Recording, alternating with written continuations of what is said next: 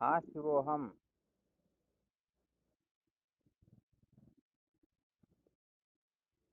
क्या विषय चल रहा था अपना?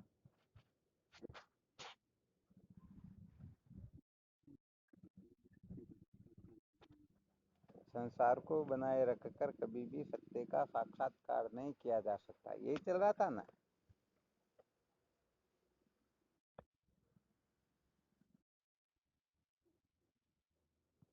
अच्छा, कल क्या विचार किया था? क्या सुनाया था, ध्यान में है किसको?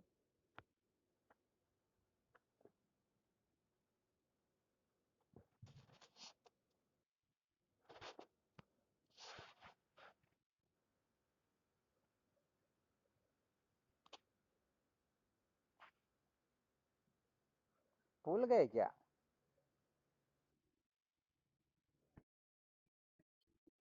हाँ शिवोहम। क्या विषय सुनाया था कल?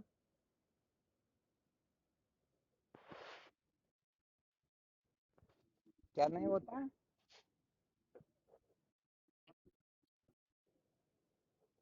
कीचड़ से कीचड़ साफ नहीं किया जा सकता, बहुत अच्छी बात है। यहाँ कीचड़ किसको बताया गया?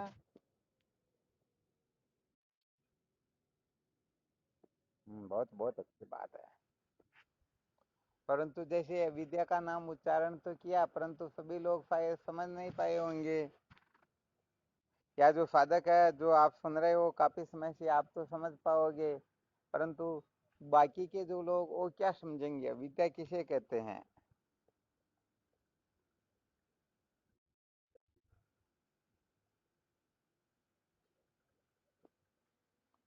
अच्छा, मूर्खता किसे कहते हैं?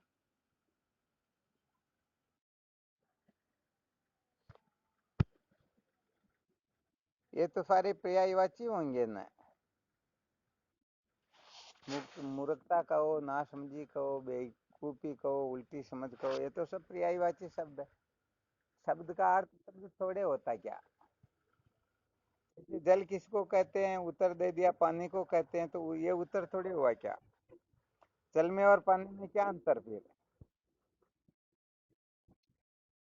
हाँ शिवम बोलो।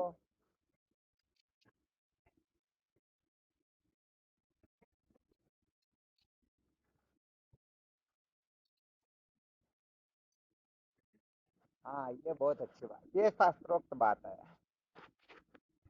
कल परशुराम महाराज ने जो प्रश्न किया ना, उनका समझो यही समाधान है। जो अविचार से प्रतीत हो, विचार किए से पान न हो।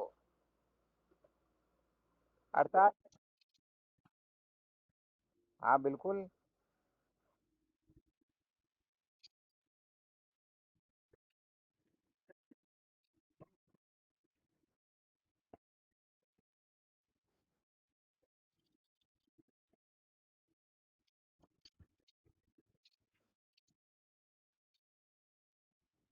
बहुत अच्छी बात है।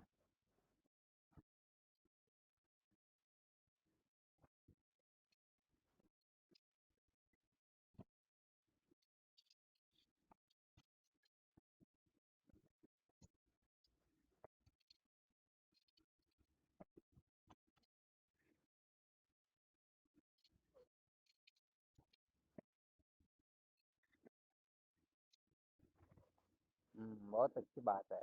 बहुत अच्छा सुना।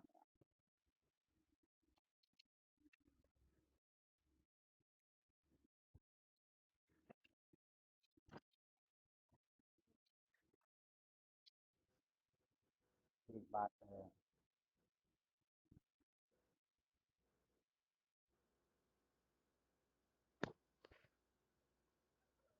तो कुल मिलाकर के विद्या जो होती है, जो अविचार से प्रतीत हो, विचार किए से भान न हो,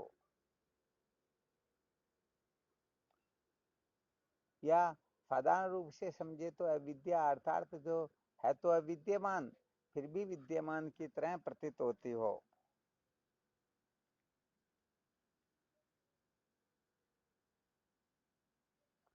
अच्छा, यहाँ पर विशेष रूप से अपने को समझना है, वेदांत में तीन बिंदुओं पर मुख्य रूप से विचार किया जाता है। कितने बिंदुओं पर? कौन कौन से 3 बिंदु?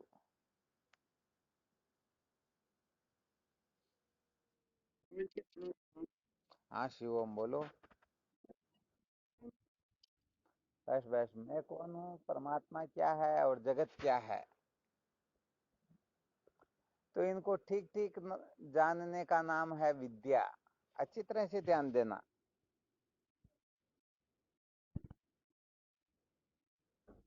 अर्थात अपने आप को, परमात्मा को और जगत को ठीक ठीक तरह से जान लेने का नाम ज्ञान होता है। और ज्ञान को विद्या कहेंगे ना। और इनको ठीक ठीक नहीं जानना, इसको कहते हैं अज्ञान। और इनको उल्टा जानना, इसको कहते हैं अविद्या। ध्यान देना अच्छी तरह से। तो जगत के बारे में, जीव के बारे में, ईश्वर के बारे में जितनी भी उल्टी कल्पनाएं बैठी हुई हैं, इन सब का नाम ही विद्या होता है।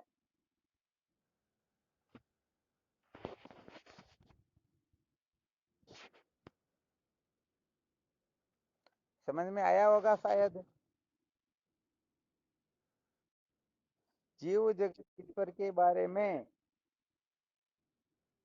मनमानी कल्पना कर लेने का नाम ही विद्या होता है।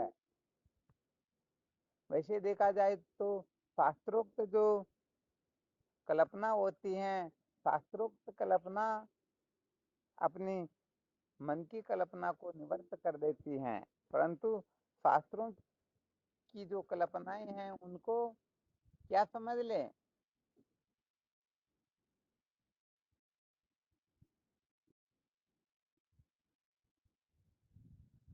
अरे वे शास्त्रों की कल्पना का मतलब शास्त्रों के जो सिद्धांत है, शास्त्रों के जो सूत्र है, इन सूत्रों को तो समझ ले मिथ्या, इनको समझ ले अनर्थ युक्त, इनको समझ ले ये कसौटी पर खरे नहीं उतरते हैं। और हम जो कल्पना करके बैठे हुए हैं इनको समझ ले सत्य, क्योंकि हमें प्रत्यक्ष ही अनुभव में आ रहा है। देखो यहाँ पर थोड़ा विचार करने की आवश्यकता है, थोड़ा विशेष तरह से समझ लेना है।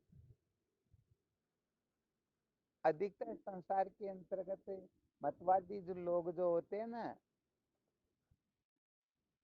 ये इस संसार को सत्य इसीलिए कहते हैं, दिखाई देता है। क्या होता है? प्रत्यक्ष में दिखाई दे रहा और भान भी हो रहा या नहीं हो रहा।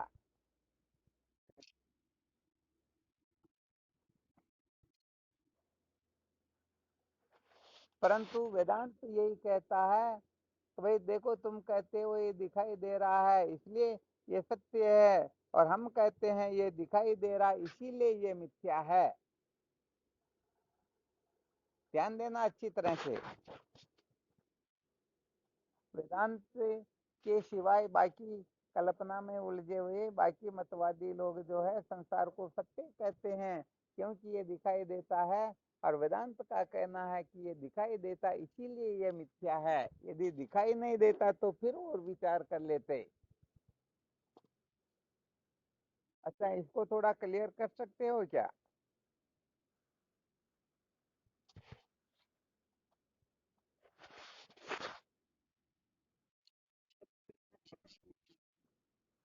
हाँ बिल्कुल ठीक है।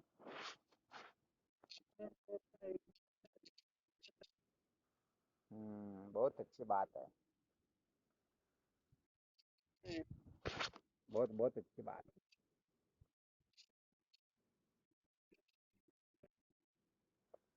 चलो, बहुत अच्छी बात है। अच्छा, और भी किसी साधक के? हाँ बिल्कुल बोलो।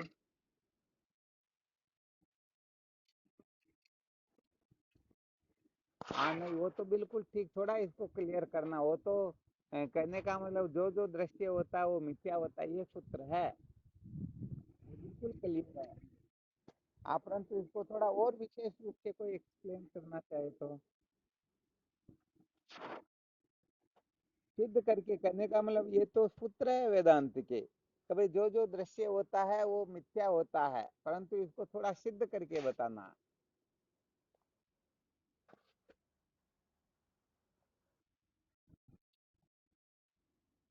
हाँ, बहुत अच्छी बात है।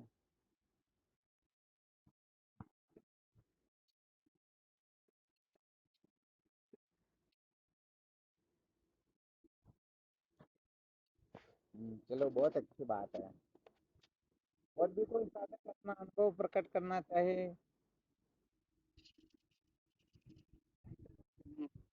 हाँ शिव।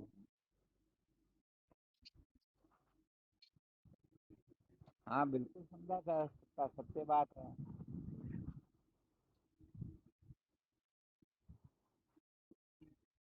हाँ शिवम, बोलो।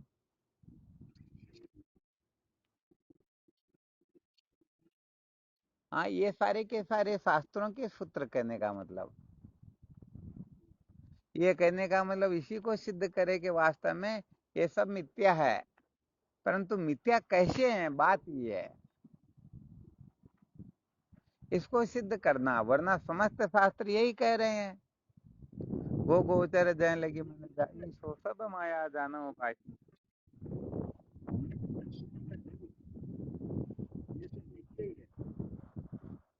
क्यों भाई, मिथ्या क्यों है?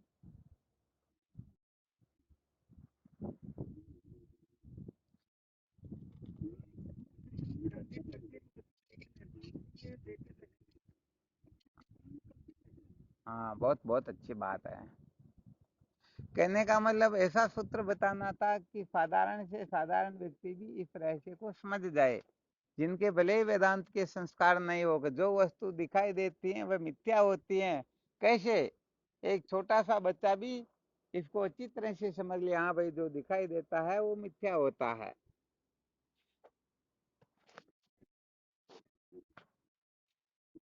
वापस बोलो।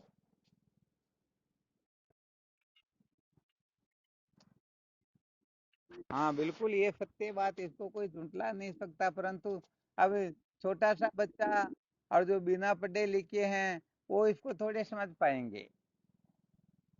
ये भाई वो वहां जाकर के प्रैक्टिकल करने से रहे, वो तो मान लेंगे कि हाँ भाई चलो ठीक है।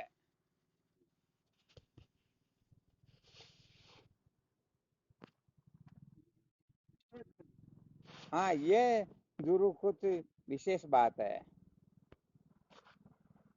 मृत तृष्णा का जल कहने का मतलब, इसको कहने का मतलब बहुत सारे साधारण बुद्धि वाले भी इसको कहने का मतलब अच्छी तरह से समझ करके निश्चय कर सकते हैं, परंतु इसे थोड़ा और श्रेष्ठ हो सकता है किसी ने मृत तृष्णा का जल देखा ही नहीं हो, अथवा समझो जैसे आज के दिन सर्वत्र देखा जाए तो बदल ही बदल हो रहे हैं, सूर्य दिखाई नहीं देता, फिर मृत तृष्णा का जल नहीं दिखाई दे रहा, तो फिर उनको कैसे समझाएंगे? हाँ, समझो किसी ने जैसे मुंबई जैसी सिटी में कोई घर से बाहर निकला ही नहीं हो, उसने कभी ठोंठ को देखा ही नहीं, अर्थात ऐसा उनको कभी भास ही नहीं हुआ, तो फिर उनको कैसे समझाएंगे? फिर उनको रस्सी में भी कभी सर्प की भ्रांति उनको हुई ही नहीं, क्योंकि वो बाहर निकले ही नहीं, तो कभी उनको सर्प के संस्कार उनके है ही नहीं, समझो। और वो तो भी वहां पर तो 24 घंटे इन्वर्टर चलते रहते हैं।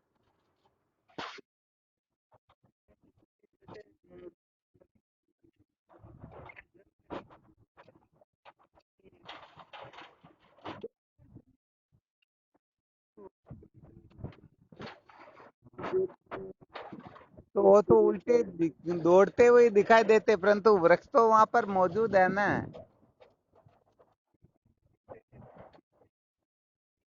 हाँ, ये बात जरूर, अब की बार कुछ मार्मिक बात हुई कि भाई दर्पण के अंतर्गत उनका मुख दिखाई देता परंतु होता नहीं, परंतु फिर भी उनका इतना विवेक शायद जागृत हो या ना हो, तो समझते मैं दर्पण में दिखाई दे रहा हूँ।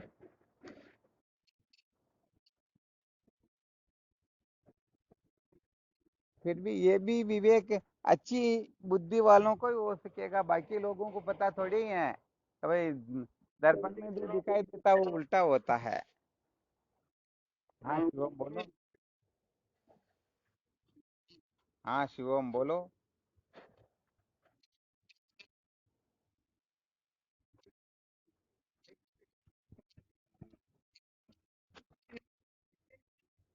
अरे भाई, यहाँ पर वास्तव में असली दृष्टांत ही स्वप्न का होता है। यदि ये स्वप्न का दृष्टांत नहीं होता तो इस जगत को मिथ्या सिद्ध करने का और कोई उपाय होता ही नहीं।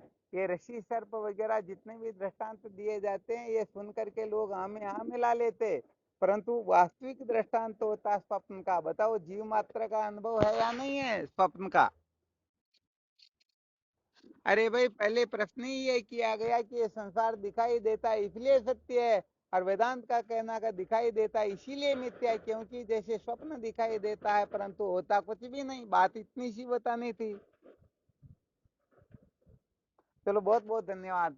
परशुराम जी महाराज ने बिल्कुल युक्ति युक्त उत्तर दिया। हालांकि दूसरे जितने भी साधक कह रहे थे गलत किसी का नहीं है, परंतु जब यहाँ शर्त रख दी गई कि बिना पढ़ा लिखा बिल्कुल साधारण बुद्धि वाला भी इस बात को अच्छी तरह से समझ जाए, तो उनके लिए यही सूत्र निकलेगा, यही दृष्टांत देना होगा कि स्वप्न का जो दृष्टांत होता है, स्वप्न में दिखाई सब कुछ देता है परंतु होता कुछ भी नहीं। जैसे हम व्यवहारिक जगत में आकाश, वायु, अग्नि, जल, पृथ्वी, सूर्य, चंद्रमा, दिशा, गिरी, गुफा, पहाड़, नदी, पर्वत आदि देखते हैं, वैसे स्वप्न में भी देखते हैं या नहीं देखते हैं? स्वप्न के अंतर्गत भी आकाश, वायु, अग्नि, जल, पृथ्वी, सूर्य, चंद्रमा, दिशा, गिरी, गुफा, पहाड़, नदी, पर्वत सब कुछ दिखाई देता है। जैसे जागृत के अंतर्गत बच्चा जन्मता है, क्रम से बड़ा होता है, पढ़ने के लिए जाता, वो शादी होती है, नौकरी लगता, पता नहीं क्या क्या करता, वो काम सपने में होता या नहीं होता? तो बस बात यही है, स्वप्न में जो का त्यों संसार पूरा का पूरा दिखाई देता है। जैसे जागृत अवस्था में हम 100 वर्ष पूरे करके मृत्यु के कगार पर पहुंच जाते, अब मरने वाले हैं, ऐसे सपने में भी भान होता या नहीं होता? तो वैसे देखा जाए तो जागृत और स्वप्न में कोई भी अंतर नहीं होता है। वेदांत के शास्त्रों में जागृत स्वप्न की तुल्यता के लिए बड़े बड़े तर्क प्रस्तुत किए गए।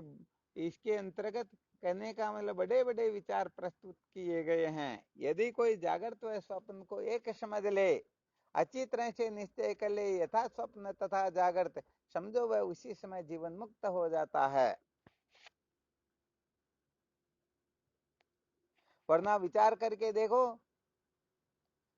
जो जागृत में होता है वो स्वप्न में सब कुछ हो रहा है। आपके पास में ऐसा क्या प्रमाण है, ऐसा क्या फॉर्मूला, क्या ऐसा तर्क है कि जागृत के पदार्थों को तो हम सब सत्य समझते हैं और स्वप्न के पदार्थों को झूठा समझते हैं? बताओ, ऐसा सिद्ध करने का कोई फॉर्मूला है क्या?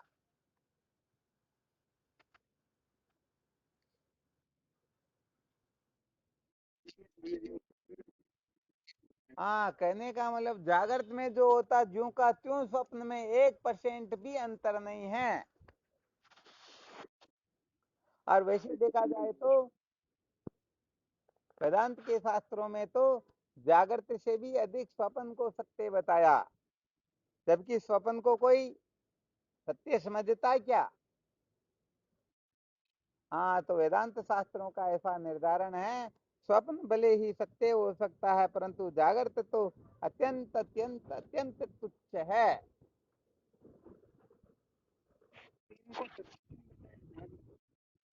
किनको? स्वप्न को सत्य किसने बताया?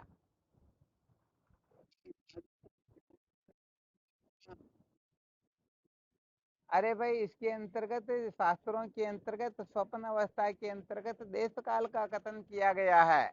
भले ही न्यून देश न्यून काल हो, फिर भी स्वप्न के लिए देश काल का कथन किया गया है, और इस जागृत प्रपंच के लिए न देश है न काल है, बिना देश काल के ऐसे ही प्रतीत हो रहा है। विचार सागर जब श्रवण करोगे तब उसमें एक जगह पर आता है, बिनु सामग्री उपजत याते स्वप्न सृष्टि सब मिथ्या ताते, देश काल को लेस न जामे सर्व जगत उपजत है तामे। तो बिना देश काल के जो वस्तु उत्पन्न होती हैं उस वस्तु को झूठी कहते हैं, उसको मिथ्या कहते हैं। जैसे विचार करके देखो, बहुत सारे लोग ऐसे होते हैं जो नोट बना लेते हैं, और कोई नदी के अंतर्गत बंडल के बंडल नोट निकाल लेते हैं, कोई 2 मिनट के अंतर्गत आम की गुठली से आम लगा भी देते हैं, आम लगा भी देते हैं, खिला भी देते हैं। तो ये क्या सत्य है क्या? तो जितना देश और जितना काल आवश्यक हो किसी भी वस्तु को उत्पन्न होने के लिए, उतना देश उतना काल यदि उसे प्राप्त हो रहा है तो समझ लेना चाहिए ये वस्तु सत्य हो सकती है। परंतु बिना देश काल के जो वस्तु उत्पन्न होती है उस वस्तु को कहते हैं मिथ्या। जैसे रस्सी में जो सर्प प्रतीत होता है, तो सर्प के लिए थोड़ी बहुत भी जगह है क्या? तो सर्प जो है बिना देश काल के ही प्रतीत होता है। तो ऐसे ही ये स्वप्न अवस्था जो होती है ये बिना देश काल के ही प्रतीत होती हैं। अथवा समझना चाहिए देश काल का शास्त्रों में प्रतिपादन किया गया, परंतु योग्य देश काल के अभाव में उत्पन्न होने वाली वस्तु मिथ्या ही कही जाएगी। क्योंकि स्वप्न जो होता है कंठ के अंतर्गत एक ईता नाम की नाड़ी होती है, वह नाड़ी बाल के 1000वें अंश की उनकी आकृति है, उनकी मोटाई है। एक बाल के 1000 खड़े बाघ करो, और फिर एक बाघ जो होता है उससे बाघ की बराबर एक नाड़ी होती है कंठ के अंतर्गत, उस नाड़ी में ये स्वप्न की सृष्टि दिखाई देती है। तो अरे भाई, बाल जितनी जगह पर भी हाथी घोड़ा नहीं हो सकता है, तो बाल के 1000वें अंश में हो सकता है क्या? स्वप्न जो होता है ये जागृत का जो समय है इसमें 1-2 मिनट के लिए शायद हो सकता है। तो बताओ, 1-2 मिनट के अंतर्गत बाप भी मर जाता है, दादा भी मर जाता है, और खुद भी मरने की कगार पर पहुंच जाता, और मरते मरते बेटे को धन बता करके जा रहा है। तो बताओ, 4-4 पीढ़ी उसने देख ली, तो 1 मिनट, आधा मिनट, 2 मिनट के अंतर्गत 4 पीढ़ी व्यतीत हो जाए, हो सकता है क्या? नहीं हो सकता। इसीलिए स्वप्न सृष्टि को मिथ्या कहते हैं। तो किसी मत पंथ का नाम लेकर के अपने को क्या करना है? वो यही तर्क प्रस्तुत करते हैं कि भाई ये संसार दिखाई देता है इसलिए ये सत्य है, परंतु हम वेदांतियों का कहना है कि ये दिखाई देता है इसीलिए मिथ्या है। फिर अभी आप साधकों ने जो जो सूत्र बताए थे कि जो जो दृश्य होता है वो मिथ्या होता है, फिर कसौटी पर कस करके इनका वास्तविक मूल्यांकन कर लेना चाहिए।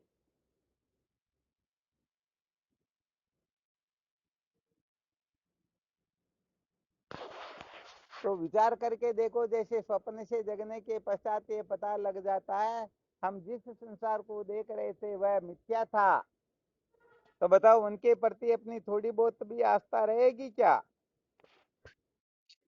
जैसे दृष्टांत के रूप में समझ सकते हैं, स्वप्न में किसी को ऐसा भान हुआ, ऐसा स्वप्न देखा कि वह घूमने के लिए निकलता है, और एक जगह पर वह हीरो की खान देख लेता जहाँ अनंत हीरे भरे हुए हैं। तो बताओ, जगने के पश्चात वह उस जगह पर हीरे को खोदने के लिए, लेने के लिए, रखवाली करने के लिए जाएगा क्या? वो जानता है कि वास्तव में अरे ये तो स्वप्न था। स्वप्न के अंतर्गत कहने का मतलब जो भी दिखाई देता है वो सारा का सारा झूठा होता है। वरना स्वप्न के अंतर्गत किसी ने बहुत बड़ा जलाशय देखा हो, तो जगने के पश्चात हाथ धोने हो या पानी पीना हो, बहुत बड़ा जलाशय काम हो सकता है क्या? नहीं होगा ना।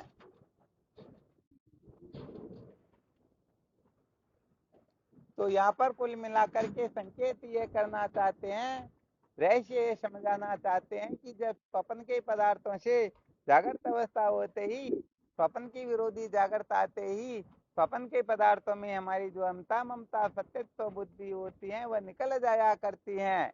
तो बताओ, मिथ्या समझते ही, मिथ्या निश्चय करते ही किसी भी प्रकार की आस्था रहती क्या?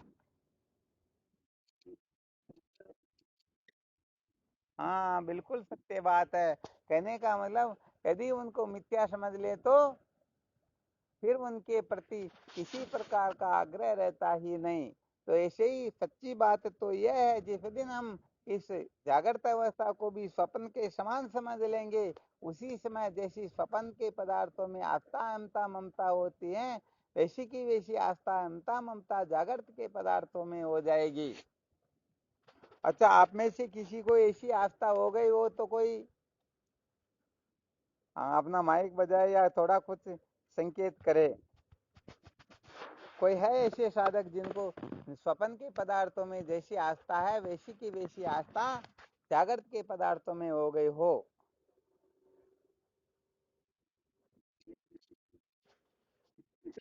हाँ चलो ठीक है, बहुत अच्छी बात है। तो चलो अपने को कम से कम ये पता तो लग जाना चाहिए कि भाई इतनी तो नहीं, इसका मतलब कुछ ना कुछ तो है, ये तो पक्की बात है, परंतु इतनी नहीं, इसका मतलब अभी अपने को ब्रह्म विचार करना है, अभी अपने को अटकना नहीं है, अभी अपने को हाँ इस विचार को हाँ अंतिम कक्षा तक पहुंचाना है। जब तक ठीक ठीक अनुभव न हो जाए, कहने का मतलब जब बुद्धि तुरीय तत्व में प्रतिष्ठित तो हो जाती है, तब समस्त प्रपंच आभास मात्र प्रतीत होता है।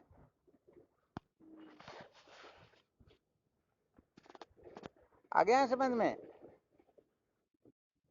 तो देखो यहाँ पर बहुत बड़ा रहस्य बता देते हैं कि स्वपन के पदार्थों की जो आस्था है वह जागृत के पदार्थों में हुई या नहीं हुई। अब न होते हुए भी यदि कोई कह दे हो गई, तो समझ लेना चाहिए इसी को विद्या कहते हैं।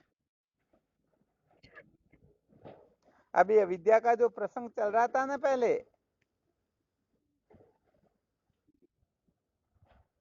तो विद्या किसे कहते हैं?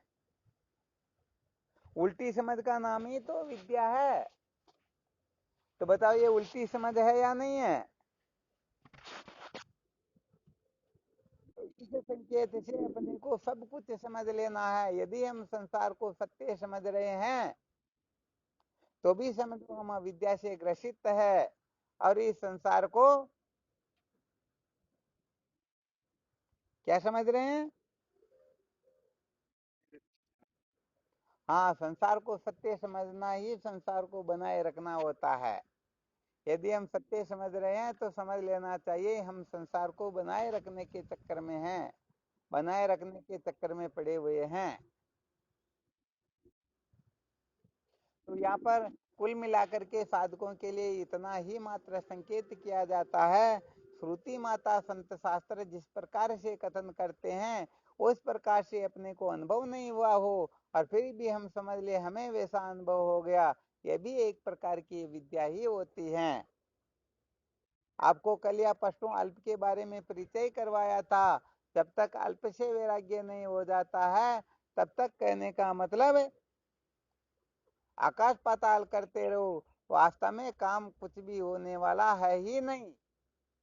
यहाँ थोड़ा और विशेष संकेत कर देते हैं अल्प के बारे में। भले ही अल्प को हम चाहे जितना कथन करते रहे ये अल्प है, ये अल्प है, ये अल्प है, परंतु विचार करके देखना कि हम कथन तो कर रहे हैं सबका नाम ले करके, ये भी अल्प, ये भी अल्प, परंतु हम जिसको अल्प कथन कर रहे हैं उसको अल्प समझते भी है या नहीं?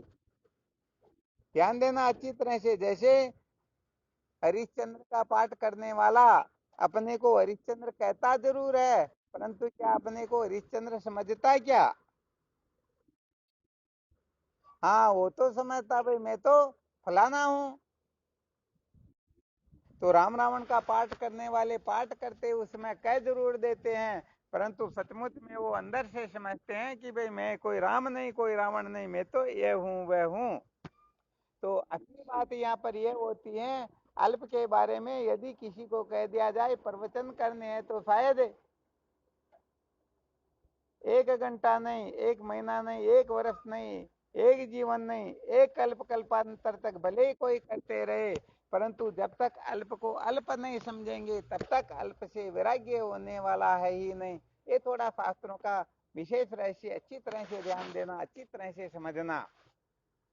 तो बताओ, अल्प के बारे में यदि कोई प्रवचन कर दे, अल्प के बारे में अनेक प्रकार की युक्तियों से सिद्ध करके समझा दे और बहुत सारी रहस्य युक्त बातें बता दे, परंतु यदि वह अल्प को अल्प नहीं समझता है तो उसे अल्प से वैराग्य होगा क्या?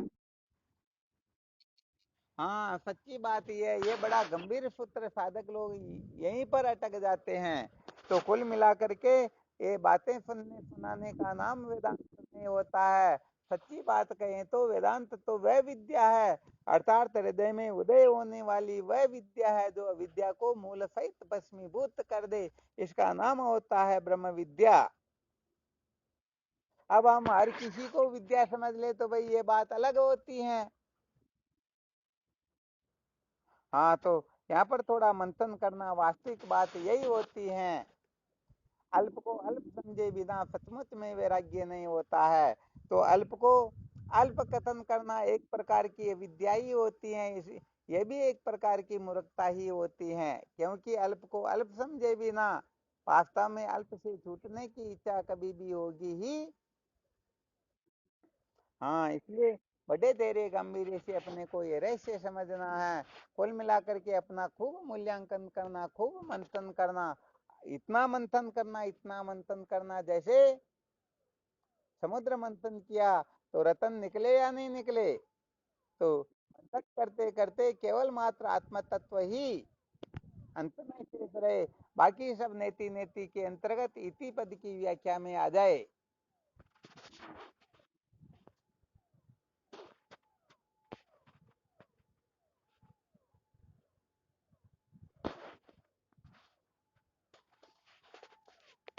तो होता क्या है कि जैसे अपनी कमी अपने को नहीं दिखती है, ऐसे ही सचमुच में अपना अज्ञान भी अपने को नहीं दिखाई देता है। इसीलिए बारंबार सूत्र बताए जाते हैं। कम से कम हम इन सूत्रों का मंथन करेंगे तो सचमुच में पता लग जाएगा कि हम सचमुच में अल्प को अल्प समझते हैं या केवल मात्र कथन ही करते रहते हैं। वैसे हम ब्रह्मलोक को अल्प कथन करते हैं या नहीं करते हैं? हाँ, थोड़ा यहाँ पर विशेष बात ये है, जैसे समझो कोई बच्चा 10वीं कक्षा का सर्टिफिकेट पास में लिए घूम रहा है, वह कहता है कि मैं 10वीं कक्षा उत्तीर्ण हूँ। अब उसके सर्टिफिकेट को कोई देख लेता है तो फिर उसे फिर अलग से कहना होता है कि तू 5वीं कक्षा पास हुआ या नहीं हुआ। ये तो फिर मूर्खता हो जाती ना। हाँ, ये जरूर है, 10वीं का सर्टिफिकेट देख करके हम पूछ सकते हैं कि भाई तुम 11वीं कक्षा उत्तीर्ण हो गए हो या नहीं हो, परंतु 9वीं का प्रश्न करना ये नासमझी ही होती है। तो यहाँ पर देखो, अभी जो कथन किया गया, हम ब्रह्मलोक को अल्प समझते हैं, इसे सिद्ध हो गया कि ब्रह्मलोक से नीचे के जितने भी लोक है वो स्वतः ही अल्प हो गए या नहीं हुए? हो गए, परंतु व्यवहारिक दृष्टि से अपने बारे में विचार करके देखो, हम छोटी छोटी चीजों को, जिसकी ब्रह्मलोक के सामने तो कोई आ गया समझ में, फिर भी हम उसको अल्प समझ रहे हैं या नहीं समझ रहे हैं? बहुत सारे लोग कहते हैं ईश्वर को भी ठोकर लगाते हैं, ईश्वर को भी लात लगाते हैं। अरे भाई, ये तो बहुत अच्छी बात है, परंतु घर वाले को लगा सकते हो या नहीं? तो वास्तव में ये ईश्वर के लात लगाने वाली जो बात कही जा रही है, एक नंबर की मूर्खता है या नहीं है? हाँ, वैसे देखा जाए तो ब्रह्म साक्षात्कार करके फिर ईश्वर के लिए कुछ कह सकते हैं, और ईश्वर का साक्षात्कार करके फिर सगुण साकार के लिए कुछ कह सकते हैं, सगुण साकार का साक्षात्कार करके देवी देवताओं के लिए कुछ कह सकते हैं, और देवी देवताओं का साक्षात्कार करके भूत प्रेतों के लिए कुछ कह सकते हैं। परंतु करे तो क्या करें, उलझे तो हुए हैं। अनात्म भोग पदार्थों में, अनात्म पदार्थों में आस्था बैठी हुई है। कहते कि हम ब्रह्मलोक का भी तिरस्कार करते हैं, उनको भी लात लगाते हैं, हमारे सामने ब्रह्मलोक भी क्या है, हम तो ऐसे वैसे हैं। अरे भाई धन्यवाद, आप सचमुच में बहुत बड़ी हस्ती हो, परंतु वास्तव में आप ब्रह्मलोक का तिरस्कार कर रहे हो। इसी प्रकार से इन अनात्म प्रपंच का करने की सामर्थ्य रखते हो या नहीं। बस गड़बड़ घोटाला साधक यहीं पकड़े जाते हैं, यही कहने का मतलब इनकी गड़बड़ गलतियां जो है सामने आने लगती है। तो भाई या तो पहले ही कहे भाई मैं तो 5वीं कक्षा ही उत्तीर्ण हूं, ताकि 9वीं का प्रश्न उनसे न किया जाए। अब कोई 10वीं कक्षा की बात कर ले तो फिर उनसे 6ठी कक्षा का 5वीं कक्षा का प्रश्न कर सकते हैं, कोई बड़ी बात थोड़ी क्या। तो यहाँ पर होता क्या है कि साधक लोग हिमाकत बहुत ज्यादा करते हैं, कहने का मतलब ऐसी बातें करने से कहने से अपने को गौरवान्वित अनुभव करते हैं। इनको पता ही नहीं है आत्म तत्व के सिवाय न नास्ति किंचन, किंचित मात्र वस्तु आपसे अलग नहीं है, सब आपका ही स्वरूप है, आपसे भिन्न कोई वस्तु हो ही नहीं सकती। फिर भी आप अपने आप को ठीक तरह से नहीं जानते हो, इसीलिए तो उनका निषेध कर रहे हो। यदि आप अपने आप को ठीक तरह से जान जाओ, बताओ हम अपने आप का निषेध कर सकते हैं क्या? नहीं कर सकते। जब पता लग गया आत्मा एवेदम सर्वम, समस्त विश्व मेरा ही स्वरूप है, तो बताओ अब किसका ग्रहण करेंगे, किसका त्याग करेंगे? तो यहाँ पर विशेष बात ये होती है, जो सचमुच में मल विक्षेप दोषों से मुक्त होकर के शास्त्रोक्त रीति से, वो ध्यान रखना, शास्त्रोक्त रीति से निष्काम कर्म उपासना आदि के द्वारा जो मल विक्षेप आदि दोषों से मुक्त होकर के संतों की कृपा प्राप्त करके चतुष्टय साधन संपन्न होकर जो ब्रह्म विचार की ओर प्रवृत्त होता है, सचमुच में बात कुछ और हो जाती है। और ऐसे ही एक दो ग्रंथ पढ़ करके देख करके फिर अपने बारे में कल्पना कर लेते हैं। हालांकि कल्पना 100% सत्य है, परंतु अविद्या की निवृत्ति के बिना, अविद्या की निशेष निवृत्ति हुए बिना कोई सचमुच में कृतार्थ हो नहीं सकता। वास्तव में वह कृतार्थ ही है, परंतु कृतार्थ बुद्धि के उत्पन्न होने पर ही अपने को धन्य समझना चाहिए। तो यहाँ पर कुल मिलाकर के वेदांत के जो साधक है उनमें बड़ा धैर्य गंभीर आने लगता है, क्योंकि परमात्मा के सिवाय और कोई वस्तु है ही नहीं। अब किसकी निंदा करे, किसकी स्तुति करे, ऐसा समझ करके यदि कोई फालतू कल्पनाएं न करके अपने साधन भजन की ओर ध्यान दे करके विवेकादि साधनों से संपन्न होकर जो ब्रह्म विचार करता है, वह तत्क्षण ही जीवन मुक्त हो जाता है।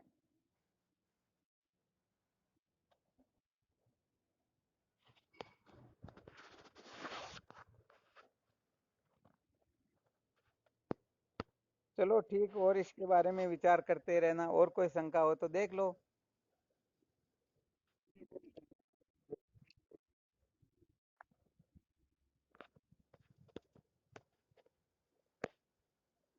हाँ, सदा सर्वदा में ब्रह्म हूँ, इसको तो कुटस्थ कर ही लेना है, परंतु यदि कोई ईश्वर बनना चाहता तो फिर देख लेना उतना पावर है या नहीं। या ईश्वर को लात लगाना चाहता हो तो, क्योंकि लात लगाना चाह रहा है तो देह में बैठ करके ही तो लगाएगा, शरीर के ही तो लात होती है। हैं? अरे ईश्वर की सत्ता ही कहाँ पर है? ब्रह्म के सिवाय, ब्रह्म के सिवाय और कोई वस्तु है ही नहीं, तो ईश्वर कहाँ से आ गया? ये तो माया रूपी कामधेनु के जीव और ईश्वर दो बछड़े होते हैं, परंतु कहने का मतलब ब्रह्म साक्षात्कार तो कर नहीं पाते, जीव भाव में तो बंधे रहते हैं, अपने आप को नाम रूप कुल गोत्र वर्ण आश्रम के ठेकेदार समझते हैं, अपने आप को 3 शरीर 5 कोष 3 अवस्था के चक्कर में पड़े रख करके फिर समझते हैं कि हम ईश्वर को लात लगाते हैं। बात यहाँ पर कही जाती है, अभी नहीं बताया क्या? हाँ, ब्रह्म साक्षात्कार करके फिर ऊंची कक्षा में बैठ करके नीची कक्षा का त्याग किया जाता है, नीची कक्षा में बैठकर ऊंची कक्षा का त्याग नहीं किया जाता। तो मैं ब्रह्म हूँ ऐसा निश्चय हो गया तो फिर कहाँ जीव कहाँ ईश्वर?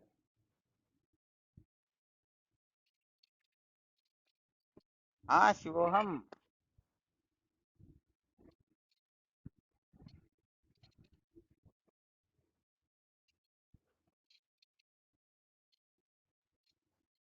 हाँ, त्वम पद का शोधन करना अत्यंत आवश्यक है वेदांत शास्त्र में।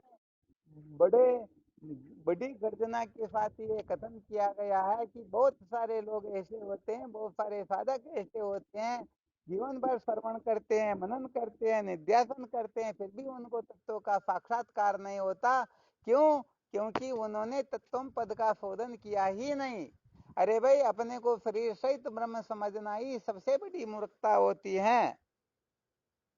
आप आत्मा दृष्टि से ब्रह्म हो, देह दृष्टि से ब्रह्म नहीं हो। इसलिए देह को देह के हिसाब से चलाना होता है। यदि कोई अपने शरीर को ब्रह्म समझ करके समझे तो इस संसार में सब आकर के मेरी सेवा करे तो शायद सेवा नहीं करेंगे, जूते रख देंगे। क्योंकि शरीर ब्रह्म थोड़े होता क्या। हाँ, इसलिए पहले इनका तीन शरीर का, तीन अवस्थाओं का, पंच कोशों का इनका अपवाद करना होता है। इनको मिथ्या समझना होता है, कचरा समझना होता है। और जब मिथ्या समझ लिया, कचरा समझ लिया, तो कचरे का तो तिरस्कार होता ना।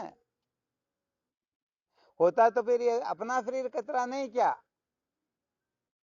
अरे क्या बात करते, किसी का नाम लेकर के थोड़ा करके देख लो, बात कुछ और हो जाएगी। हाँ भाई, इसलिए सच्ची बात ये है, अनात्म पदार्थों का आग्रह कभी निवर्त होता ही नहीं है, जाता ही नहीं। एक बार सत्संग में प्रसंग सुना दिया था कि एक दो साधक ऐसे हैं जो सचमुच में शास्त्रोक्त रीति से चल रहे हैं। तो महाराज क्या कहें, बड़े बड़े संतों में गोष्ठियां होने लग गई। तो हम क्या करें, हम कुछ नहीं करते क्या। हम तो ऐसा करते हैं, वैसा करते हैं, पता नहीं क्या कहाँ कहाँ तक पहुंच गए। तो भाई, मुझे तो जो दिखाई देता है वो कह देता हूँ कि एक साधक मुझे, एक दो साधक मेरी दृष्टि में ऐसे ध्यान में आ रहे हैं जो कहने का मतलब शास्त्रोक्त रीति से धन का उपयोग कर रहे हैं। अब सत्य कह दिया तो दूसरे साधक सोचते हैं कि हमारी स्तुति क्यों नहीं कही की, हमारे लिए क्यों नहीं कहा। वो एक कहा तो एक तो वो ही हो सकते हैं। अरे वो हो सकते तो तुम क्यों नहीं मानते हो। महाराज क्या करें, सत्य कहे तो भी बड़ी बड़ी गोष्ठियां होने लगती हैं। कौन क्या कहने लगता, कौन क्या कहने लगता। सच्ची बात है, अज्ञान को मिटाने की चाहना नहीं होती, बल्कि अज्ञान को और मजबूत करने की इच्छा होती है। होती या नहीं होती। हाँ, इसलिए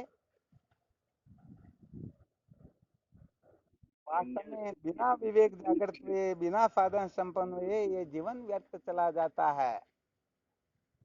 महापुरुषों के संग क्या हुआ।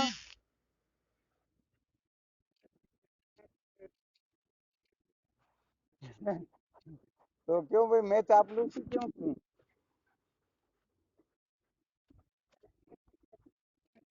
हाँ, सही बात है। तो कहने का मतलब साधक भी ऐसे होते, गुरुजी भी हमारी जय जयकार करे। अब करें तो क्या करें, मैं तो बड़ा चक्कर में पड़ा रहता हूँ।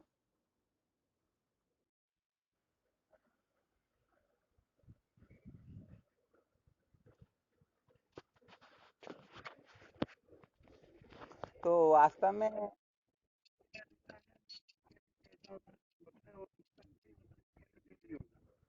वास्तव में क्या है कि जब तक अविद्या की निवृत्ति नहीं होती है ना, तब तक सचमुच में जीवन धन्य नहीं होता है।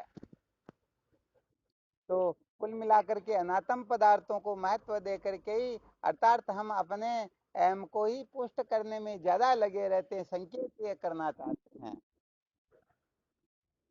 तो कुल मिलाकर के ये अपना नकली एम जो है, कम से कम ये नकली एम निवृत्त हो।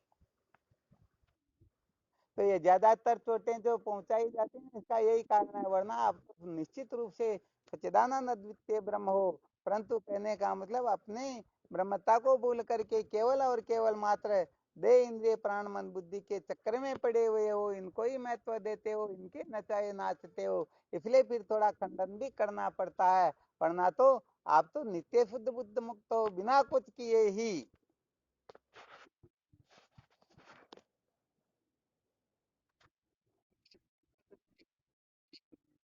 अरे कोशिश करते, मोह अविद्या के बनने से मुक्त होने की नहीं करते, बल्कि कोशिश करते तो अपने अहम को पुष्ट करने के तक की ज्यादा करते हैं।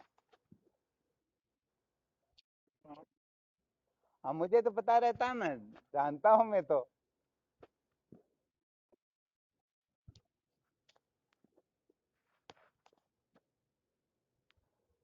हाँ, इसीलिए कहने का मतलब देखो, वास्तव में देखा जाए तो थोड़ा विशेष सूत्र और भी बता देते हैं। हालांकि साधक जो है अपनी अपनी कल्पना में उलझे रह करके कुछ न कुछ मंथन आदि करते ही रहते हैं, परंतु वास्तविक बात कुछ और होती है। यहाँ पर तो श्रुति प्रमाण एक मत है। जो श्रुति माता को प्रमाण समझते हैं, सचमुच में वे ही अविद्या के बंधन से मुक्त होते हैं। और श्रुति माता जो होती है, वो श्रुति माता में और गुरुदेव में कोई अंतर नहीं होता है। क्या गुरुदेव समझो सबसे श्रेष्ठ होते हैं।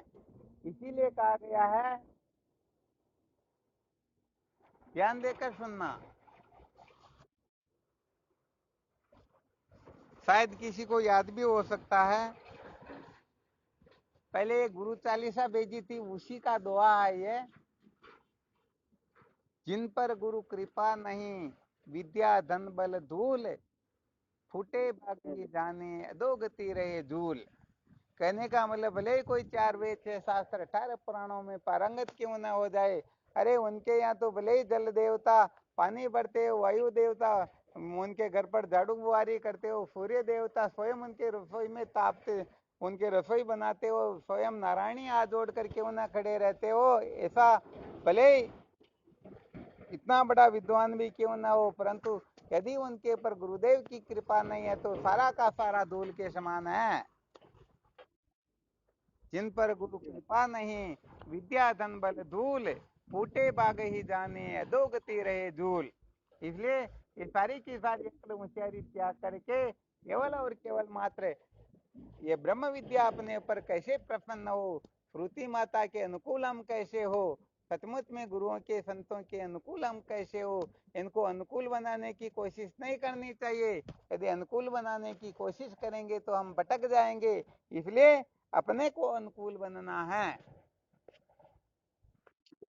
हाँ, तो ये से पुत्र को जो साधक हृदय में धारण कर लेते हैं तो समझो समस्त विद्याएं उनके अंतर्गत अनायास ही प्रकट होने लग जाती हैं। और ऐसी समझ धारण न करके भले ही समस्त शास्त्रों में पारंगत क्यों न हो जाए, परंतु करण की तरह अंतिम समय में वो निश्चित रूप से विद्या से भटक ही जाएंगे। अंतिम समय में रोने पछताने के सिवाय उनको कुछ भी मिलने वाला है ही नहीं। आपको ध्यान होगा शायद, भगवान शंकर उमा से गुरु गीता में यही कहते हैं कि संपूर्ण तत्व के भी यदि ऐसे गुरुओं का त्याग कर देता है तो अंतिम समय में उसे भी खेद हो जाता है, अर्थात वो भी भटक ही जाता है। ये साधारण जीवों की तो बात ही क्या। हाँ, इसलिए कुल मिलाकर के अपनी समस्त क्रियाएं चेष्टाएं, जैसे पतिव्रता स्त्री अपने पति को प्रसन्न करने के लिए अनेक प्रकार से अनेक प्रकार के आव भाव करती रहती हैं, ऐसे ही साधकों को यही ध्यान रखना चाहिए, न कि अपने अभिमान को पुष्ट करने के लिए मेरे लिए ऐसा क्यों नहीं किया, ऐसा क्यों नहीं। अरे क्या करें, ये सारा गड़बड़ घोटाला हो जाता है।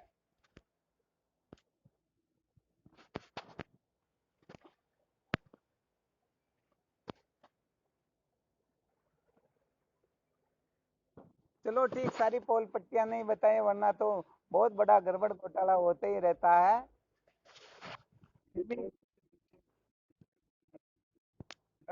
अरे नहीं नहीं, इतना पावर आएगा तब बताएंगे, पहले इतना पावर ना हो तो फिर सत्संग से ही भटक जाते हैं। चलो ठीक, फिर करो साधन वजन, ठीक है ना। कुल मिलाकर के अल्प को अल्प कथन करने से काम नहीं चलेगा, अल्प को अल्प समझेंगे तभी काम चलेगा। और वास्तविक रहस्य यह है कि जिस समय हम अल्प को अल्प समझेंगे उसी समय हमें अल्प से विरक्ति हो जाएगी, अल्प से वैराग्य हो जाएगा। जब तक वैराग्य नहीं हो रहा तब तक समझ लेना अभी तक हम अल्प को अल्प कथन कर रहे हैं, अल्प को अल्प समझते नहीं। हाँ, तो इन सूत्रों का बहुत अच्छी तरह से ध्यान रखना, मंथन करना, विचार करना और अपने जीवन को धन्य बनाने के लिए सदा सर्वदा तत्पर रहना।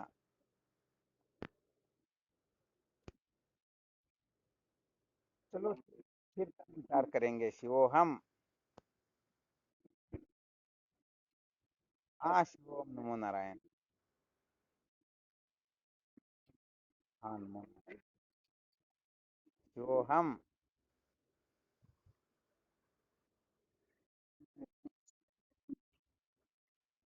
हाँ शिवोहम।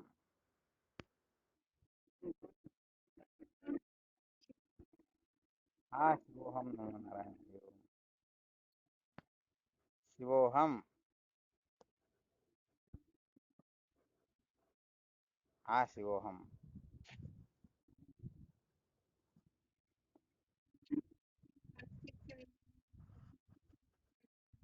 हाँ शिवोहम।